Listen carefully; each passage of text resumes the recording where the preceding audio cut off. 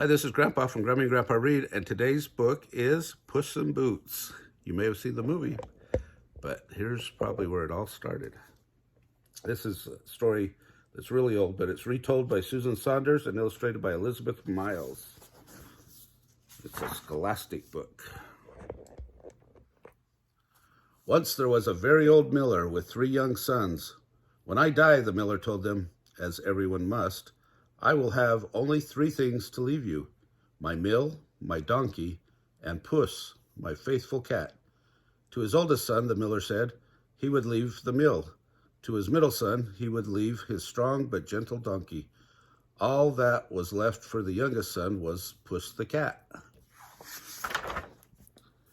Together my brothers can make a nice living for themselves, the youngest son thought. They will use the donkey to grind the farmer's grain at the mill. The farmers will pay them well, but what will I have? After I have eaten the cat and made mittens out of his fur, I will starve to death. Not long after that, the miller died. His two older sons hitched the donkey to the millstone and ground the farmer's grain. Before the youngest son could make the family cat into cutlets, however, Puss spoke up.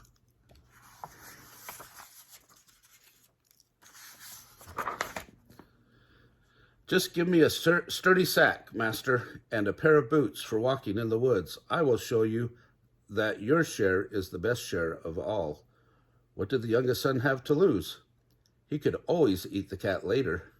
He found a sturdy sack with strings to pull it closed, a small pair of high boots.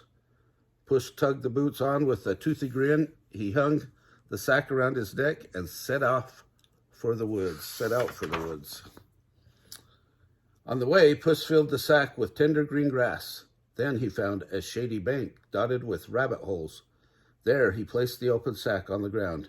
He stretched out next to it, lying as quietly as he was able. Puss did not so much as twitch a whisker. He did not even breathe. Before long, a foolish young rabbit crawled out of its hole. A dead cat is a good cat, the rabbit murmured. It hopped right into the sack filled with grass. Mr. Puss pulled the strings tight. Presto, the tasty rabbit was trapped. Well pleased with himself, Puss hung the sack around his neck. He hurried straight to the palace of the king and demanded to see him. Tell the king I have a gift from my master, said Puss. When the king heard of a talking cat wearing high boots and asking to see him, he ordered, bring him to me. Puss marched into the throne room and made a low bow. I have for you, sire, Puss said, a present from the Duke of Carabas. The Duke of Carabas? That was the fancy name Puss made up for his master. Tell your master, said the king, that I thank him for his rabbit and his thoughtfulness. I will remember his name. Thank you, sire, said the cat.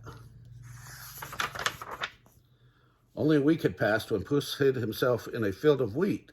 He filled a sack with the grain and left it standing open. Before long, 2 greedy partridges strolled into the sack, and Puss pulled it closed. Once again, he was off to the palace to see the king. The king was very fond of partridges, and he gave the cat a small gift to take back to the Duke.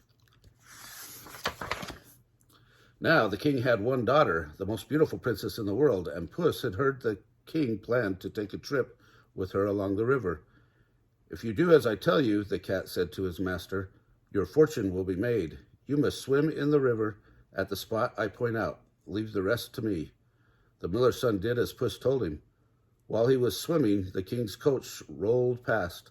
Puss shouted at the top of his voice, help, help, the Duke of Carabas is drowning. The king remembered the name, and he remembered Puss. Save the Duke, said the king to his guards.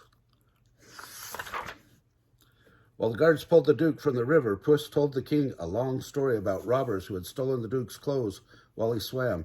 In truth, Puss had hidden the clothes under a rock, but the king took Puss at his word. He sent for a fine suit to be brought from the palace. The Duke was a handsome young man. When the princess saw him dressed in the fine suit of clothes, she fell deeply in love. The king invited him to ride in their coach. He invited Puss as well, but the cat had other business to tend to. Puss ran ahead of the king and his guests to a field where some farmers were plowing. "My good fellows," said Puss, "if you do not tell the king that this field belongs to the Duke of Carabas, you will be chopped into pieces like mincemeat." Soon the king came along in his coach. "To whom does this field belong?" he called out. "To the Duke of Carabas," the farmers all answered together. "You have some fine land," said the king to the Duke. Farther up the river, Puss found a group of country folk picking peaches. "Listen to me," the cat said to the country folk. "You must say that these orchards belong to the Duke of Carabas, or you will be chopped into pieces like mincemeat." When the king stopped his coach to ask who owned the orchards, the country folk shouted, "The Duke of Carabas, sire." The cat stayed one jump ahead of the coach on its journey, and the king was amazed by the wealth of the Duke of Carabas. Finally, Puss arrived at a marvelous castle. The castle belonged to a dreadful but very rich ogre. He owned all the lands Puss had claimed for the Duke of Carabas. Puss had heard of the ogre and of his terrible magic, but Puss walked across the drawbridge as bravely as he could. The ogre was waiting on the other side. "I know about your wonderful powers," said Puss. "Is it true that you can change yourself into any animal you please?" "It is true," the ogre roared, and in the blink of an eye he turned himself into a huge lion. Puss was so frightened that he leaped onto the roof, his boots sliding on the tiles. The ogre bellowed with laughter and changed himself back. Puss took a deep breath. "I have been told," he said, "that you can also take the shape of a very small animal, a rat, perhaps, or even a mouse, but I cannot believe it."